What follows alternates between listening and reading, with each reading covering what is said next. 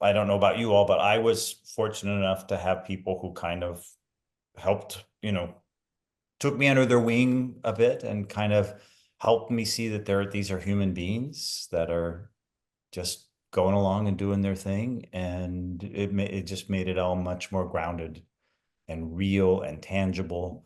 So, what a terrific thing. I'm really delighted to hear you're doing this. Yeah, I mean, it's exciting actually. Even the teaching part's been a really great buffer to bounce back to because I'll hear stuff from the kids like my students here they don't watch a lot of movies like at Mm. all, and they don't have a lot of history. So I then show them, old films, early cinema, etc. And then they Mhm. get excited about it. So it's kind of been interesting. You would think with all that they're available to them, that they would be watching everything, but they're Yeah. actually only watching what happens like that day, that instant. And I can imagine it's overwhelmed. There's so much. Mhm. Like our office group here, I mean, obviously, I'm the oldest one there, of course. Um, so they're, mostly in their 20s, some in their 30s, and in our production office. And I made some comment the other day about Star Wars, the original, The New Hope, yeah. And they went, "What?" Like they knew what Star Wars was, but they weren't even aware that, none of it. And I happen to have don't, I guess this is being recorded. Oh, well, if Lucas finds out, I'll be in trouble. But I happen to have a bootlegged copy of the original 70 millimeter print that's been trans digitized because I'm not a fan of all the updated stuff that they did to it. So when I watch it, I like to watch, that. So we're gonna have a movie night here, and I've discovered other ones I don't know, like Godfather and Godfather Part Two, and just all these things that I'm like, you have to have seen these films if, you know, of course that's my reference from my time frame, but still there is so much that they just haven't seen, and I think a part of it is because they have thousands of titles available to them. How do you even begin to wade through that? yeah, well, So, that's where someone like you exposing them is actually, they're excited about it. It's just like they Mhm. they don't know what they don't know, right? yeah, sure. And then, Yeah, sure. I turned them on to Truffaut one day. I was Oh just yeah. like throwing them something, and then not all of them, but one of Mm. them. That's all I want is one to come back Yeah. and jabber to me about it. And I was like, yes, Uh-huh. Like what? Yeah, sure. yeah, Well, when you oh, think about it, again, I assume we're kind of all in a yes, somewhere within a, 10 to 15 or however many year version of each other, right? I mean, for us at that time, it was the Casablancas and the stuff that was just like, those were the old films. And now it's like, wait a minute, here's this whole canon of stuff that was not old films at the time. yeah. I remember my niece when she graduated high school in Phoenix, and I flew back over from LA, and the valedictorian at their uh, graduation ceremony said, in an old film, Dead Poet Society, da da da, and I was like, hold on, and this was, oh Lord, I don't even know. She was born so late 90s. This was, yeah. It was like Dead Poet Society is not an old film, and then I realized, oh, to you it's an old film. Okay. It's all relative. All very relative, for sure. For sure. Well, Yeah. Eric, So, do you well, want I mean, we're having a lovely conversation, and I think we can continue in that vein. oh, okay. But I would like Steve to just introduce yourself, please, and just say, my name is Steve Oster, and I'm a line producer. Just something Sure. that I can get into it, and then we can cut to this stuff. Yeah, I mean, just before we get Yeah, into that, exactly. So I like an I intro. sort of I'm a weird amalgam in that I do kind of line produce, but I sort of also creative produce. So I'm a little mix between those two worlds. So I don't it's a weird introduction. So I just say I'm a so my name here, I'll jump into it. Here we go. My name is Steve Oster, and I'm a television producer. I'm currently exec producing a spinoff from For All Mankind that's called Star City.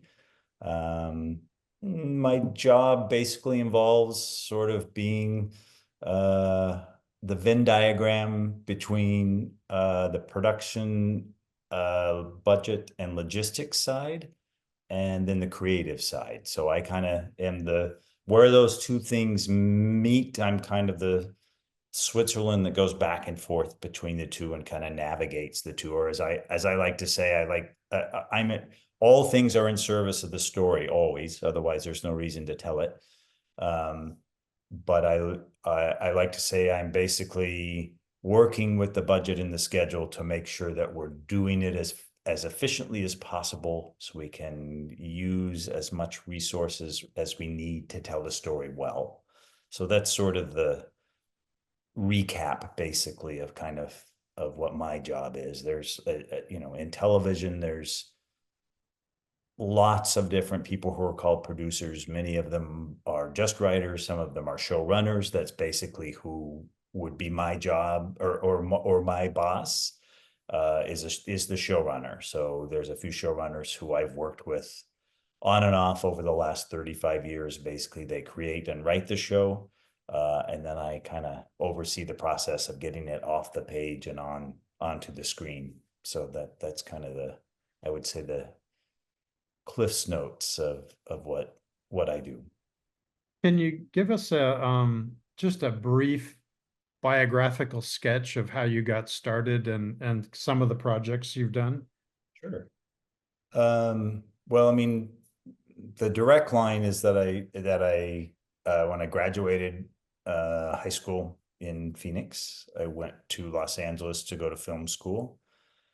And then did an internship while I was in film school, and met some folks on that internship who 6 months later were doing a project and called me up and said, "Hey, do you want to come be a production assistant on this?" And one thing just kind of bounced around and led to another. So that's kind of the logistics side of it. The part of it that I find really interesting is during one summer in fifth grade, I think it was. Anyone from Arizona knows it's incredibly hot during the summer. I found a book called Movie Magic, and it was all at the library, and it was all about um, visual effects. And so this was the time when the Irwin Allen stuff was big, Towering Inferno and Earthquake, and I was fascinated at how these visual effects were done. So I found this book called Movie Magic. I read it that summer and decided I was going to take my Super 8 camera and make a little movie and try to, do some of these visual effects. So basically each summer until I graduated from high school, I made a little movie, basically as an excuse to, none of them were, I'm going to say that none of them were brilliant storytelling, that's for sure. All of them were excuses to basically play with visual effects. So while it wasn't my intention to have visual effects kind of be my calling card, as is the way of things, when you look in the rearview mirror, you see how everything was kind of lining up. That becomes your trajectory. And as it happened, as I got into Los Angeles and, initially as a production assistant, I have nothing to do with visual effects, nor were any of my early projects visual effects. But somewhere along the line, someone said, "Hey, we're looking for somebody." At that time, it was just in post-production, but who can deal with difficult personalities. I will not name the name of the particular star who was attached to this project, but who also has a knowledge of visual effects, because particularly then visual effects, were not the digital world that it is now, and everything cost a fortune. So if it wasn't done right in production, in post-production, it would cost a lot. So that was actually my calling card over to Paramount. So it became my calling card from as I got into Paramount, eventually to Star Trek, etc. So that's kind of the logistics side of it. Like I say, how it kind of occurred. But to me, the more interesting part is how that book movie magic basically set up the rest of my career without me realizing it. I did not go to Los Angeles with the intention, I'm going to go, work on Star Trek. Actually, if you had asked me at the time, I would say I would want to work on Star Wars. Star Trek was not my favorite, don't tell. But that's how it went. So it's one of those things that, like I say, when you look in the rearview mirror, you can see, of course, it makes sense that this was the progression. So when I started working out of college, I happened to wind up at a company where I started as a production assistant. It was a small company we did movies of the week, we did game show pilots, we did just all kinds of documentaries, all kinds of stuff. And it happened to be that they had a organizational vacuum. The people who kind of helped be the glue in that company left and went to do other projects. My degree is in directing. My proclivities, my natural instincts led me into producing, or led me into, I just happen to be a naturally organized, unless you look at some parts of my life, person. That just happened to be my natural instincts. So there was a vacuum there in terms of organizational skills. And so I kind of helped fill that vacuum at the time. So I was fortunate to be able to kind of go from essentially a production assistant when I started working for them, and 3 years later, I was running their production division. Because it was a small company, I had the opportunity to do that. Had I been at a larger company or a studio, I would not have been able to kind of have that fast of a trajectory. So again, not my plan, just how it turned out. Yeah, so I went from there, like say, over to Paramount. Did a lot of back then. Movies of the week was the thing. You did movies of the week as a pilot, essentially, and if it didn't, it got aired as a movie of the week. If it didn't do well, oh well. If it did do well, they made it into a series. While I was at Paramount, they were doing the spinoff from Star Trek: The Next Generation. Went to the head of post-production and said, hey, have you had anybody who's been good at visual effects? That's kind of what led me there.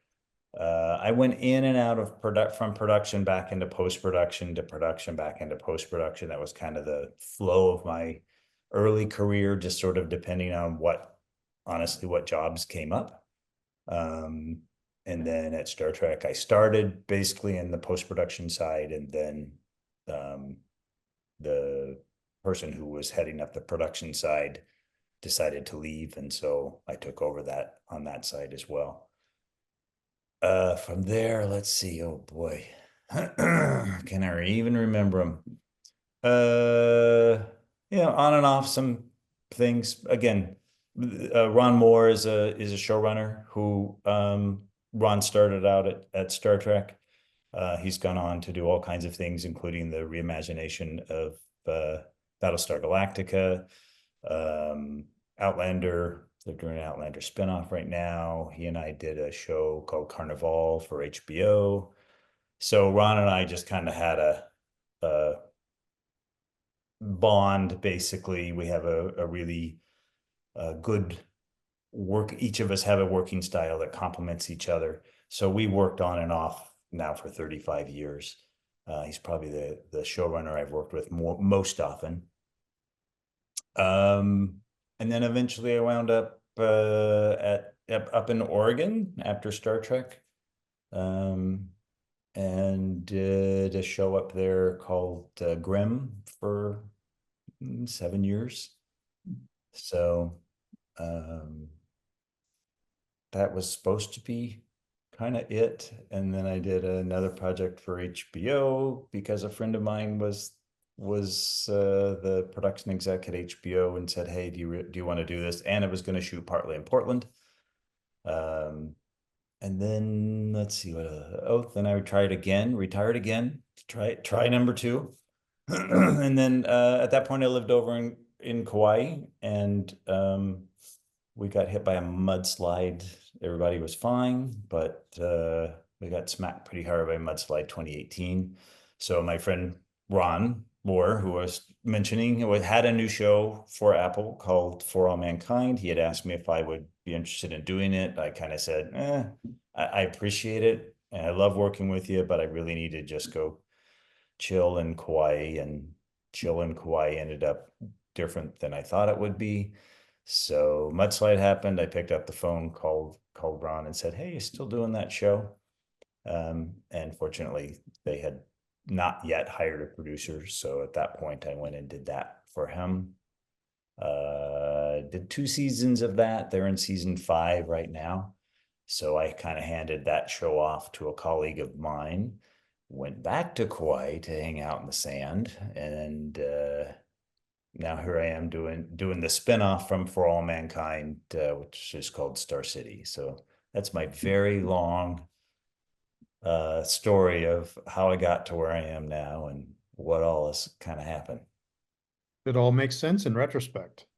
Yeah, that's the thing. Anytime a friend of mine has it's called the International Youth Silent Film Festival, and it's basically people, young people make a video to silent film scores, or their scores that they created. But anytime I talk to those young filmmakers who, the question is always, well, how did you get to where you are? How did this all come to be?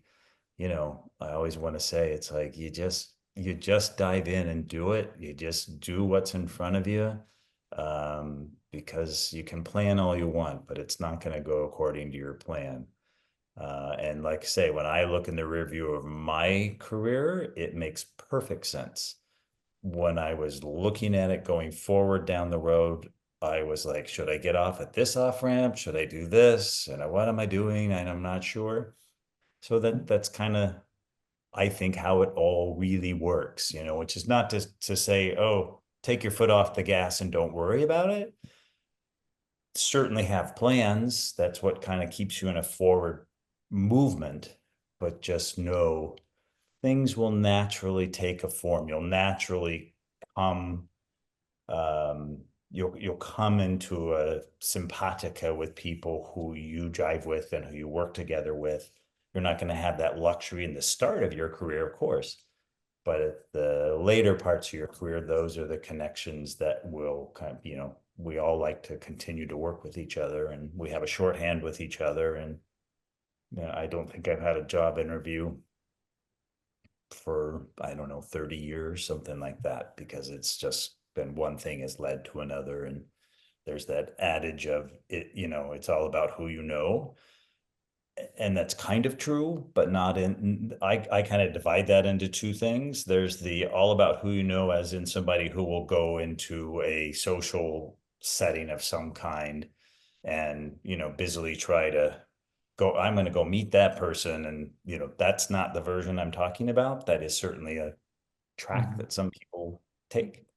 Um, to me, it's more about, you never know who it is you're working with along the way. Like for me, an internship, an unpaid internship, back then you could, on Ripley's Believe It or Not with Jack Palance. One of those people wound up going over to this other company 6 months later to do, I think it was a game show pilot even, I can't remember, but that wound up being a 6-week production assistant gig for me. And that's how I met this whole other group of people who said, oh, why don't you come over here and do this with us? So that's the respect of, it's all about who you know, right? I mean, you guys know, of course, that very well. You've worked together many times, but that's the, I think, key to it. You just never know who around you is going to go on to do something else. And someone says, hey, do you know anybody who's good at X, Y, and Z? And that happens to be you. There were many other projects that I did that, maybe somebody might see, especially the movies of the week. Someone might see that at 3 a.m. when they're visiting, some other country somewhere, generally, unless I saw them for that Tuesday night one time thing. Of course, back in the days, you couldn't stream. So Star Trek was the first time that I did anything that people knew. And it was a little, I don't want to say shocking, but it was surprising to me because again, I don't like to advertise this, but now, oh well. I was a Star Wars kid. I was not a Star Trek kid. So I was not really that conscious of the next generation and the whole reimagination of the whole Star Trek world. So it was all kind of a learning for me. So yeah. So, I'm shifting gears completely here. Okay. What's it like producing a show outside of the US these days? Well, so I did one other one up in Vancouver. That was 2009, I want to say. So this is the first time that I'm in Lithuania now. So um I mean, Vancouver, BC was an established production center when I did that project. So I didn't really have to keep my antenna up for making sure that we had the experience. I mean, Lynette, you mentioned this on a project, yeah, in Tucson, where it's like, of course, shows would love to have it be the local people that they're having come to work on the show, because just from a financial point of view, you're saving on their housing and their per diem and their travel and all that stuff. But the downside is if they're not experienced enough, and I don't mean that they're not necessarily good at what they do, but if they haven't had enough repetitive experience with it to know all the ins and outs and the little nuances that are part of it, you can get into some big trouble. So that's for me here. We don't start shooting till February. It's currently October. That's a big part of what I'm doing right now is kind of, in addition to, we have some rather large sets that we need to get construction moving on. But even in that process, it's getting used to, okay, do we have the experience here on the ground to pull off something? This will be the first time they've done something this big here. Um, so a lot of it is just kind of seeing, like I say, there are people who I've met and who are bringing onto the show who, admittedly, in a big production center like Los Angeles or New York or Vancouver, BC, or wherever, um, their resume wouldn't necessarily get them in the door because they've only done a few things and a few smaller things. Um, but their reputation here, the people who I do trust here, who I've met, who I've come to learn, oh yeah, you understand the complexities of a project of this size, and you're recommending this person. So great, happy to meet them, and I've been very happily surprised with the quality of what they can do. So we haven't got to the onset production crew yet. That's kind of my next step. This has been mostly about the art department and getting the art department set up. And Lynette, of course, I know as a art director, that world too. So if if you have a weak link in the chain, it can be problematic, regardless of where in the chain it is, all the way down to the PA. If the PA isn't getting whatever it is that they're tasked with doing, if that doesn't get done, the whole thing breaks down. So yeah, it'll be interesting. It's also going to be interesting because it gets to be minus something here. I'm trying to pretend I don't hear it because I'm from Hawaii. So we'll see how that's gonna go. But that's kind of the biggest part and thus far, like I say, I've been happily surprised. It's been a good experience. I've not had any unhappy surprises along the process so far. So, but And like, I'm curious, because we've talked to other producers, just about the movement to productions going to other countries. And were you a part, like how, talk us through that, like the thought process, because of course everybody, um, working or Why not, is it, yeah, why is like, it happening right now? yeah, and what, Well, yeah. and again, for me, because I have been kind of out of the business since Oh. 2020, I wasn't really aware. Of course, the strikes kind of brought everything to a stop. And I think it, to my view, the studios and streamers and those production entities saw that as an opportunity to kind of go, okay, well, it's easier to switch gears when you're not moving. So let's switch gears here because there certainly, as has been the case in the last 20 some odd years, there have been some very aggressive incentive programs that have gone on. Where I am currently, Lithuania is one of those that just kind of put themselves out there with a rather large rebate program. So that's always an attractive thing. That's what put Vancouver, BC on the map originally. So currently, the opportunity to go not only take advantage of those rebates, but also, honestly, the cost of labor is a lot less. The cost of, and it's on the euro here, so there are other places around the world though where the exchange rate is incredibly favorable. So that becomes a factor. Yeah, I mean, construction here, we can build, I would say we're building a set for about 25% of what it would cost us to build elsewhere. Wow, So, that's those, substantial. it Are is there substantial. I That's mean, substantial. are there this, rental houses and so forth there? Any infrastructure already? there's some, there's a good deal that's gonna need to be brought in. I mean, just as an example, so our cast, when we get a cast, is primarily going to come down from London.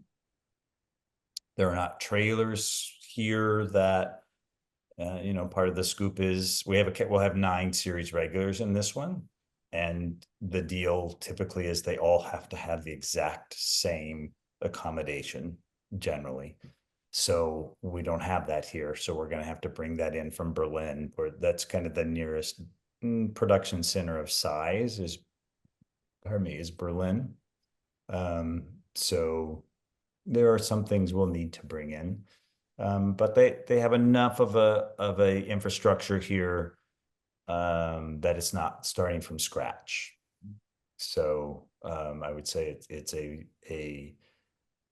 in its teenage years as far as the infrastructure itself, but it's also kind of in everyone's sights because um, I think there'll be 6 projects here in the coming year.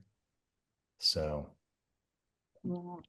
yeah, but then I've also watched it change. Los Angeles got very aggressive within their incentive programs at one point because of all the flight that was going on to other states and jurisdictions with incentive programs. I mean, New Mexico, Atlanta, those are both 2 places that put themselves on the map with their incentive programs. So I think the out of US version is the new thing that's coming into our industry now that didn't used to be. It used to be go to other states, maybe Vancouver, BC, but not necessarily what you're seeing now, or other than features. Features were going to Budapest and places like that for a while, but now you're seeing television start to do that.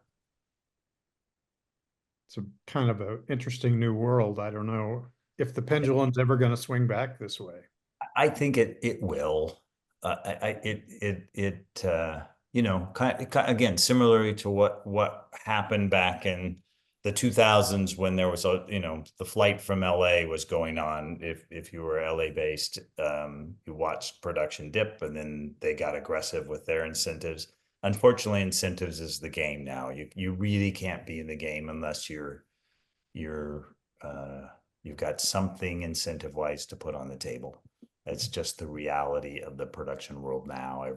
There's too much competition out there, and I think now that peak quote unquote peak television is over, when all the streamers kind of came into the market and flooded the market with literally billions of dollars in content, money for content. That at that point, there was plenty of work to go around. Lots of stuff was going elsewhere. Lots of stuff was shooting in LA. Lots of stuff was shooting in New York and Toronto and Vancouver.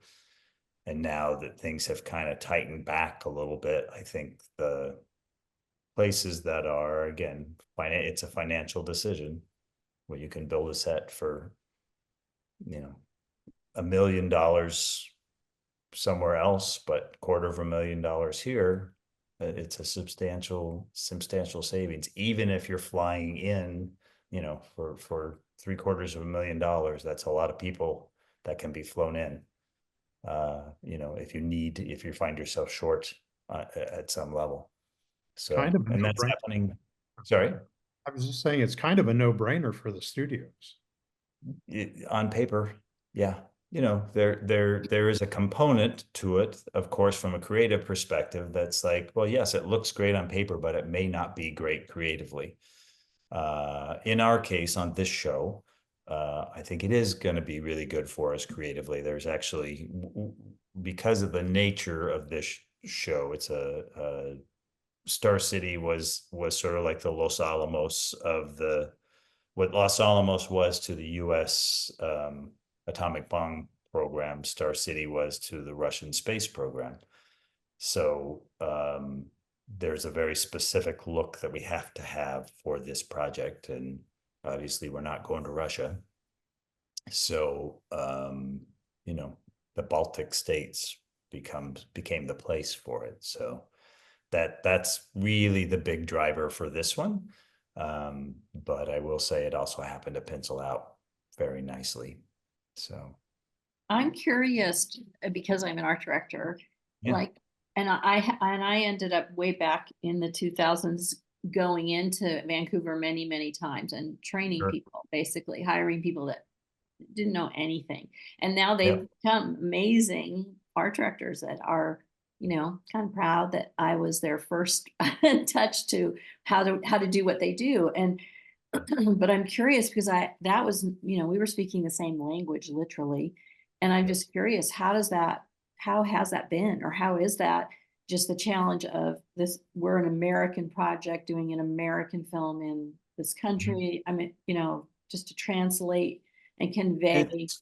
Yeah, it's tricky. I mean, most everyone speaks English here. Anyone under the age of let's say 50 speaks English, Oh, okay. which is Okay. kind of true through most of Europe. English kind of is the universal language, more or less. Mhm. That said, as we all know, when we took Spanish living in Arizona, it's like your version of what you're saying, is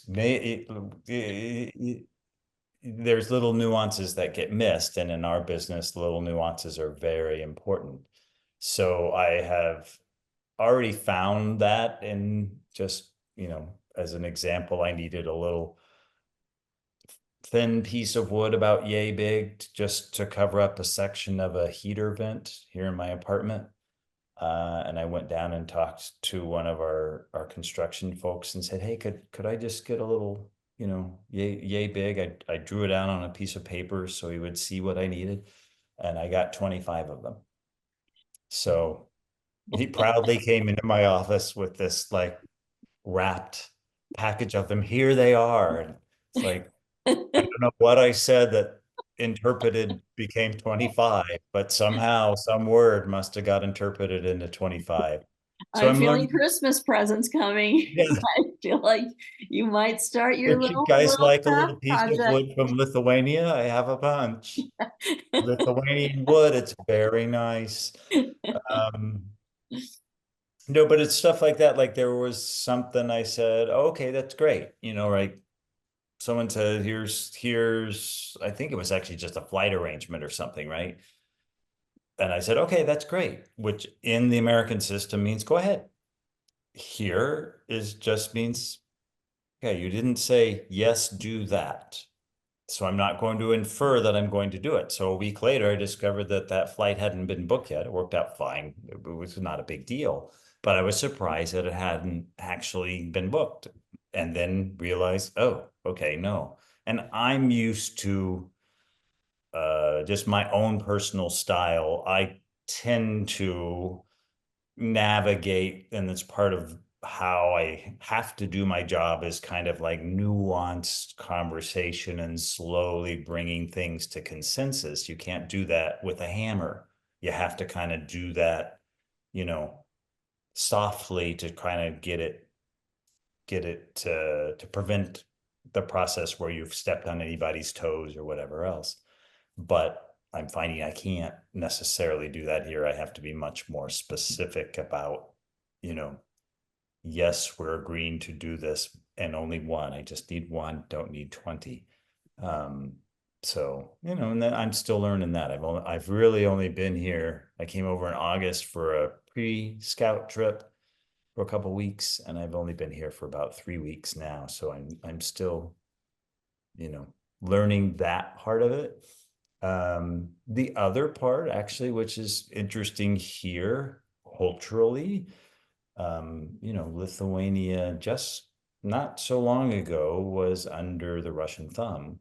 So here we are doing a project that is Russian.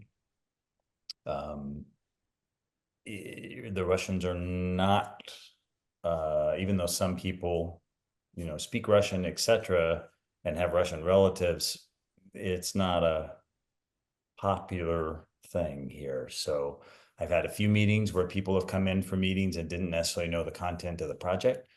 And I mentioned it's about the Russian space program, and I could watch it on their face where it was like, oh, you know, oops. So I had to kind of backtrack a little bit to kind of explain we're not celebrating the Russian space program. We're kind of looking at it more from that looking at kind of like what Chernobyl did with the whole nuclear meltdown side. It's like, you know, the KGB and the Russian government made some decisions there that were very hurtful to a lot of people.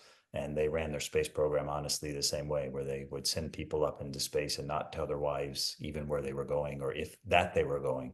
It's a very secretive little program. But um, we had a bunch of graphics that we like to put up, you know, graphics from the project all around, so everybody's kind of saturated with here's the world we're creating. And several of them that went up had the hammer and sickle on them. And it's actually illegal to put the hammer and sickle or anything in the Russian language up in a public place here. You can be arrested for it. So our office manager came in the next morning, and she, you know, was like, "Wow, we can't do this." And we had, you know, everything they used markers on it all. We now have a sign on the door of the office that says everything that's here is used for research purposes only. Because if a courier brings a package in and sees that and reports the project, we could all be arrested. So Wow. that's the flip Wow. side of the being working in a foreign world. Yeah, it's like, and Mm. you know, Belarus, who is a very good friend of Russia, is literally about 60 kilometers away. So it's an interesting thing geopolitically as well to be here in addition to the work side of things. And we'll of course have to confront that when we're out in public with this show and we have people running around in Russian military uniforms. We're going to have to be hypersensitive to that. So, you know, it's a bit like the Nazi flag in Germany. You have to remember the history, and that part is, of course, a no-brainer. I wasn't necessarily fully up to speed with the Russian side, so that's been a little bit. And I actually just today there's a castle, you know, like you do, it's Europe. There was a castle just up the street. And I went on a little tour in there, and it had all the history of, you know, they've been occupied by Russia not once but twice. So, for good reason, it's a sensitive subject. Wow. That is a challenge. That is a Yeah, really interesting challenge. yeah. I'm thinking of the graphic designer right now. Oh yeah. Very, very much so. Yeah. And I mean, our graphic designer, Stanislav is his name, and his grandparents were in a gulag. So, it's very interesting as well that a lot of these people have deep family history that touches not necessarily directly to this project, but certainly within the culture. We were a whole runner in our story is the KGB and how the KGB was intimately involved in everything that was going on and minding and making sure everything was being done as secretly as it was supposed to be. So yeah, it's kind of an interesting art meets life kind of thing in Is some there a ways. book that you know of that describes the KGB's influence or presence in the space program? In Star City, yeah, there's a couple of them actually. Do I remember the names of them? No. But I know the writers did have a few of them that they have used as research and continue to use as research that were kind of the um have one of them is set in Star City. It's a fictional story, but still it is the real stuff. We've looked at a bunch of documentaries. There were just two films that were made in Russia, one celebrating Korolev, the chief designer, and one of them celebrating Leonov. So those are things we'll look at as well. Um, and then we have well, they have, I'm not on it anymore, but on For All Mankind, an astronaut who is our tech advisor. And he actually was in Star City at a time when before the relationship with Russia had soured. But he spent some time in Star City and also kind of is our go-to for all things technical, like, can you even do X, Y, or Z, whatever it is we're trying to set up. He knows the true science part of it. Wow, the set deck in me, I'm like so excited for it because Yeah. I'm just imagining. I bet there's amazing people. I bet there's amazing amount of finds that you can find because of the geopolitical issue. Like a lot of things haven't left the country, objects and details of things, or Yes, and even in terms of someone's apartment, right? Like Mhm. we have scouted some apartments where it's somebody's relative who passed away. Um, Just and kind of part of what people do, not everyone, but some people do here, is they literally leave the space as it was, just as kind of an homage to their relative. So we'll walk into some of these apartments and it's just like, okay, well, we just need to remove that, and we're ready to shoot. Like they're wow. literally period correct. Our story is 1969. So yeah, super interesting Yeah, I love it. that I love aspect of that. it. Yeah, Yeah. yeah. And I'm in Old Town Vilnius here. That's where our office is based and our host hotel and yada yada, which is another fantastic piece of if anyone ever is thinking to go to the Baltics, this I'm it's become one of my favorite cities in the world. It's stunningly beautiful. It's a UNESCO World Heritage Site, so it's been basically the old city has been fully preserved. That's They've done a beautiful job with that. And then it's rung with then the Russian influence, in addition to some of the architecture closer into the city, but like all the apartments and stuff, the apartments you saw in Chernobyl, because Chernobyl actually shot partly here as well. But all of that, it kind of just rings the city. So it's kind of that classic um, Russian brutalist architecture surrounding this extraordinary 1,000-year-old city. So That sounds beautiful. I can't wait to see it's your project. I can't imagine. I really am excited to see how it all. I am too. It's interesting. They as as you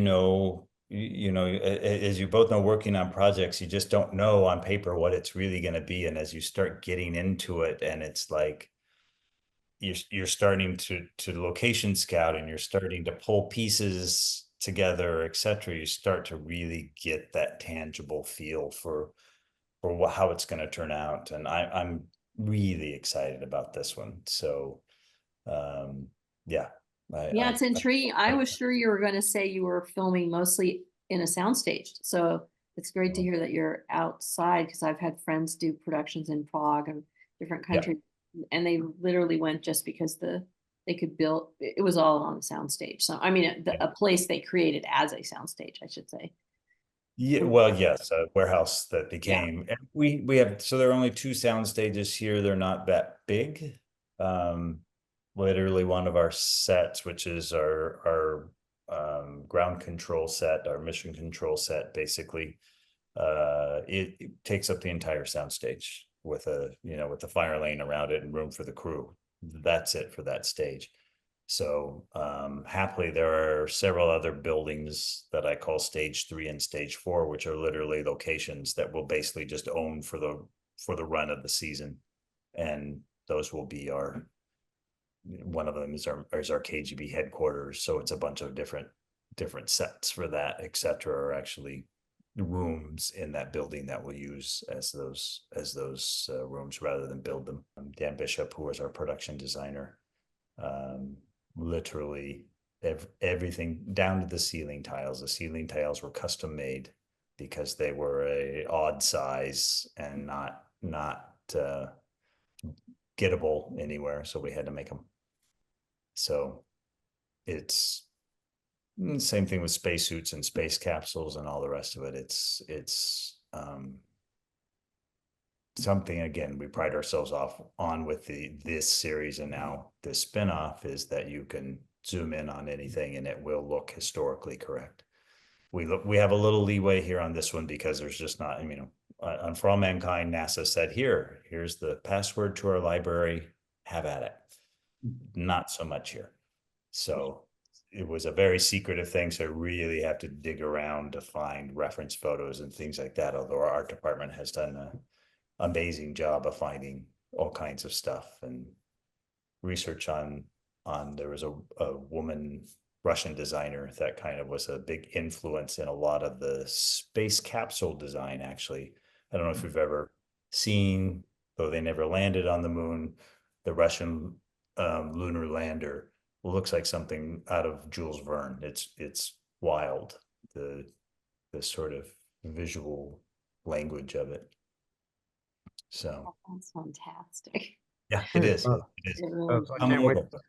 Seriously, if you get a chance, come over. You would be welcome. It's an amazing place. yeah, I should. My whole paternal side is they're Lithuanian. Oh, that's right. I forgot you said that in your message. Yeah, yeah, Well, yeah. And then why? that's like been a mission in my life, and I've not yet. So maybe Come on. Seriously, this, come do it. that would be, I'm absolutely serious with this. If you find yourself with the opportunity to come over, please let me know. You'd be 1,001% welcome. that'd be pretty awesome. My Think about son, it. my older son, would love to go. Absolutely, it's something What part of Lithuania were they? I'm Your gonna family? have. You know what? I don't. Oh, Yeah. that I don't know. I don't The know. part it's a north and it's kind of central west, that Yeah, part. Yeah. I'm Yeah. gonna say Central West. I have no idea, Yeah. but it would. I'll Go bet to, it you was go to the somewhere. Wendy's and take a left. Yeah. I bet it was Vilnius or somewhere thereabouts, because Yeah, there I really is imagine. not much. Vilnius and Kaunas, which is 90 kilometers away. See, I'm learning to say I kilometers. think it's Vilni. I think it is It's probably Vilnius. Vilnius. That's kind of where Yeah, it is the capital yeah, now. This was. But I mean, I'll email you some photos. yeah. Do I would love to see it. I Really really, I stunning. mean, when you said you were there, I thought you were joking. You know, in the text, I was like, "What, Lithuania?" And then Mm, now this is really happening here. No, it's fantastic. I mean, it's a fan. yeah, I've always heard wonderful things about the city you're in, and etc. So anyway, I digress. for But good reason. It truly, I mean, within 24 hours, I was like, okay, this is one of my favorite cities on the planet. Huh, So, great. well, no, I'm not going to say I may change my tune after I get into what I call production hell. I mean, that's the other part, for, as we all have experienced in our careers. But that is the other component of it is it's just even in the best of situations, it's hard work. It just is. It demands an enormous amount of time and energy. And I think there are some people who get into it who are surprised. Friends of mine's daughter wanted to kind of get into the business. She had just graduated from college. They reached out to me. Um, and she interviewed it for All Mankind and wound up during COVID becoming a COVID PA, I think is what that position was, where you kind of, help people take their tests and navigate, yada, yada. Anyway, about a week into production, she texted me and she said, "So is this how it always works? You come to work at 6 in the morning on the Monday, and by the Friday, you're coming to work at 3 p.m. and working till Saturday at 5 a.m. and then turn it around to Monday at 6 a.m." I was like, "Yep, that is production." She said, "I'm not sure this is for me." And it's like, good on you for figuring that out right now. So you should start, looking instead at the off production positions, because production, this is what it is. It isn't going to change, and it isn't, that is the beast that it is. So, yeah, happily she's in casting now, actually, is what she ended up moving over to. So it's like, great, you can come visit the set. You're not tied to it. So It good is a learning. beast. It is a beast. It is a Mhm. beast that you have to understand how to work that. And I'm always telling students that as well. I mean, you Mhm. have that vision, but sometimes that vision requires 24 hours in a Mhm. row, in a row, in a row, in a row to make it happen. And in our department, we've got to be ahead of you. So as much as Yeah. possible.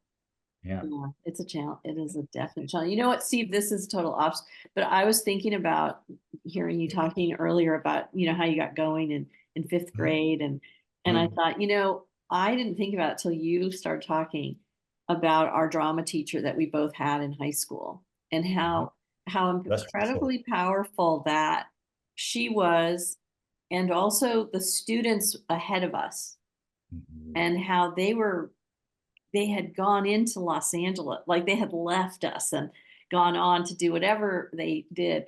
I just Mhm. remember that was pretty profound for me as well. And, Yeah. Yeah. you Yeah. know, Both in both cases. I mean, both in terms of the people who we knew who went on to have careers in the entertainment business. But like you say, to have someone like Ms. Gehring, who I think then became Ms. Gehring Stevenson, but I was just, she's unfortunately since passed, of course, but looking at her memorial page that the funeral home put up, and people could post on it, and all of these old students shared story after story after story after story about just how much her support and being her ability to see, she saw us, all of it, as many students as she had, you felt seen by her. And she was just extraordinary with that. So yeah, it's having a mentor like what you all are setting up, um, and then having people, seeing people within your sphere go on and be and work in the business in whatever form it is, and whatever format it is, and whatever uh, particular aspect of it they go into. It all helped, certainly for me as well, to see, oh, this is not an intangible impossible, because there it was, I'm seeing it actually happen in real time. But again, like you say, to have somebody like her who was just so supportive. I mean, I remember I will not mention names, but it'll be in the side notes somewhere. I'll put it in the both the difficult personality I referred to earlier, but my high school counselor, senior year, I saw her freshman year, and then now senior year on my way out. And she said, sat down and said, so, it's that required end of your senior year. What are you thinking to do? Where are you thinking to go? Which I think now happens in your junior year, but whatever. And I had applied to film schools in LA, you know, UCLA. I missed the deadline because that's kind of how I am. So it was USC and Loyola Marymount were my two. And I just remember she closed the manila folder as it was in those days, and she folded her hands and she looked at me across the desk and she said, very few people get into film school in Los Angeles, and very few of those go on to actually have a career. And I just thought, it's not like I'm the kid that's been in detention every day of high school, right? I was, a good kid, a good student. I just thought, what, fortunately at that point I was so headstrong. I was like, yeah, okay, whatever. This is what I'm going to go do. But I just think about that in terms of, you know, it's sad that in some cases, and I know there are some parents out there who might say, yeah, maybe pick something that's a little more dependable. It uh, yes, you can pick things that are going to be perhaps more dependable. Sure. Are you going to be happy doing them? Maybe not. So, or like my friend's young daughter, go try it. See if it works for you. If it doesn't work for you, no problem. Then go find something else. But if you've got that bug, and we all know the bug, if you have the bug, if you don't at least pursue it, it's going to be that little nagging voice of what if in your head. So, I mean, I was fortunate enough to have parents who honestly were just happy I wasn't getting into some of the trouble some of my other siblings, not the one that Lynette, um, were getting into. Uh, so they were like, sure, great, you have a plan, go. Um, and I also chuckle at between my junior and senior year of high school, my friends and I did a version, it was called Flaws. It was a little movie, it was a trailer for a movie about a 10-foot great white shark in a swimming pool. And I just think about it now because I built a mechanical 10-foot shark that ran on underwater pulleys and, was had the whole tail movement and all the rest of it. And I just think my parents had to be looking out like, okay, this is not normal. But I think, like I say, they were just happy I wasn't in jail. So No, they were happy. I'm so happy when my kids do that, do anything outside making things and being yeah, yeah, tactful yeah, and like, yeah, yeah. No, yeah, they were happy. They were just worried, but they were very happy. yeah. Well, yeah. But I like I say, I feel fortunate that I had parents who supported my desire to go into an industry that was not necessarily what didn't have a reputation for being, there's no guarantee anywhere, but you go to be Right. an engineer, an accountant, or stuff like that, there's generally going to be a more a clearer track toward career. And this is not one of those industries. It doesn't have a clear track. There's no guarantee of length of employment. We all have had to be used to the idea of, yep, I got a job now, but I may not 6 months from now. So that's just the nature of it. But again, I think if it's the bug you have, that's you don't have a choice in some ways. It kind of it runs you rather than you run it. When you have those lulls, because students ask us this a lot, ask of Mhm. me, like, what's your go-to? Like, how do you balance that? I mean, because you're making it sound very effortless, but I've had, No, no. it's been quite a lull. And then there are Yeah. times where in the beginning that you didn't know, you were your parents' worry. I mean, you were Sure. like, oh, this is what they were worried about. Oh, Yeah. got it. Yeah. And I mean, the feast and famine of it is real, as we all know. In the earlier parts of my career, particularly, because I wasn't necessarily able to kind of at that point, especially living in Los Angeles, bank a bunch of money for a buffer period. My buffer periods were maybe 4 to 5 months. There were definitely some times that were like, I remember having irons in 4 fires or 5 fires, and then while within a week span, each fire kind of snuffed out and feeling like, oh boy, I don't have a plan now. Um, and it worked out. There were definitely times though, and I think the learning, not that I had to learn it the hard way, because I never really was tempted to get myself deeply into debt. But the learning was definitely, if you're in gravy times, don't go put yourself underneath a big mortgage or any of the rest of that stuff, so that you have the flexibility to, I watched some people, actors particularly, who kind of felt like, oh, I'm on, this is going to last forever. And it's like, no, oh no, it's not. And don't, don't, um, fall into the trap of this is going to be your annual income all the time, because it's not.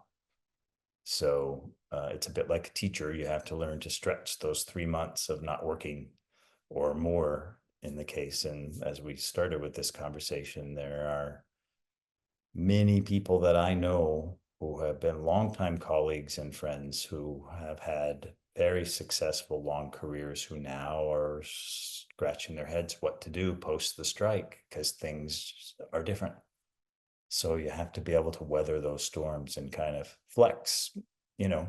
Yeah, it's flexibility is a big key to all of it. In some cases, it may be flexing into a completely different track within the industry, doing something completely different. That's certainly been the process here in Lithuania. When I lived in Portland, the same thing. People might be a production coordinator on one project and a assistant director on another project, and in the art department on another project, and on the set as the grip in another project. And that's just kind of how they managed the process. So I think being able to flex your way through it, and, not assume that the rich, the not the rich times, but when it's flowing, that spigot's going to just keep going, because that's not the industry we're in. It stops often. So yeah, in my early days, there were many times of like, oh boy, I got, honestly, and I'm not recommending this, so please don't fall into this trap if you're listening to this. I got very good at paying one credit card with another. There was a point literally where it was like, okay, great, I've got this new credit card and I can max. But there were points where that's what I was having to do just to kind of keep the bills paid. So Hmm. You're muted. Oh, sorry. I was saying that's probably what a lot of people are doing now, they are, yeah. because there really Oh, isn't anything. And I guess that's what I wanted. I'm always wanting to hmm. convey to students who want to get in the field, not to be a big negative, but it's just something you have to be aware of. That It's a the reality. water Yeah, yeah. isn't always running. There's just Nope. not always, there's going to be a lull, even when it's rolling and everyone's busy. You might dip in and out. I mean, Yeah, that may go on for a few years if you're lucky. And yeah, I've been fortunate in that I've done a couple of long running series, but that is a unicorn in the world of things. And I feel very fortunate about it. I don't take that for granted at all. Um, because oftentimes it's a piecemeal one. And certainly before I did Star Trek, that was the case. I did movie of the week after movie of the week, hoping that one of them would get picked up to series and I wouldn't have to worry about where am I going to work in 5 months. It's been fascinating. It's there's a lot to digest.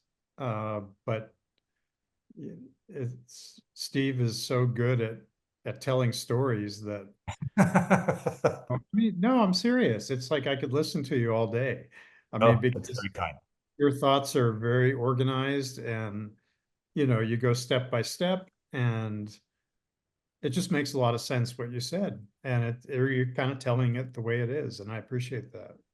Thanks. I appreciate it as well. I mean, to what I was saying earlier, that's my producer mind, right? Yeah, I can't help it. That's how my mind, what it does, it just immediately will lay things out like that. So, but I'm glad it was advantageous in this case. Thank you. Because, starting out, some of us didn't have producers that were quite that way. I've And heard I have, those stories. Yes. right? No names to be shared. So I They'll feel, be in the comments over here on this. oh, absolutely. We'll fill 'em. Well, that's, and I mean, I thank you. I appreciate that. And interestingly here, no names being mentioned, there was a project recently here in Lithuania. And to a great degree, some of these folks had, not literally, but it's PTSD. Like, I and my colleagues all uh come from a place of we do not treat anyone. There is a system and there is a process, and yes, there is a reporting to, but at a human level, we're all right here. And we're all here trying to get a job done, and we treat each other respectfully, and we never, that to me not only is our modus operandi because of kind of who we all are, I and Ron Moore and the rest of the group, that we've kind of coalesced around each other. And that it is one of the things we coalesced around, the idea that we all come from that same point of view. But I also happen to think it's where you get the best work. When you're stressed and fires are going to occur. And if you're stressed out, you're not going to think clearly about what's the best way to get out of the situation. And as Right, you all right. well know, 19 fires are going to light up during the day in new and surprising ways. So Yeah, no, I find what you're saying, it's so refreshing, and it is very new in the years of doing the industry. That was not, that mindset that you all have is really feels so fresh. And recently projects I've been on have had that mm, we all know what we're doing. We all know the challenges ahead. yeah, We're going to support each other where we can. And yes, there's going to be, yeah, something, but we all love it. That's why we're here. Like we all love this process. So we love yeah, the hard stuff and the wonderful stuff. yeah. Well, and you're going into the trenches together. So if you're going into the trenches as enemies, you're not going to be very successful. If you're going into the trenches as friends and, you know, watching each other's back, you're going to be more, it's just naturally going, not only is it going to be a more pleasant experience, but you're naturally going to be more successful at what you're trying to do. So that's kind of been, uh, like I say, it has always been, for me, I have been fortunate to be around people who have that kind of same mindset. And like I say, we snowballed around each other as our careers went on. So Yeah. I feel fortunate with that, but yeah, I appreciate it. It's been delightful to meet you, Eric, and Lynette. What a great joy to reconnect with you.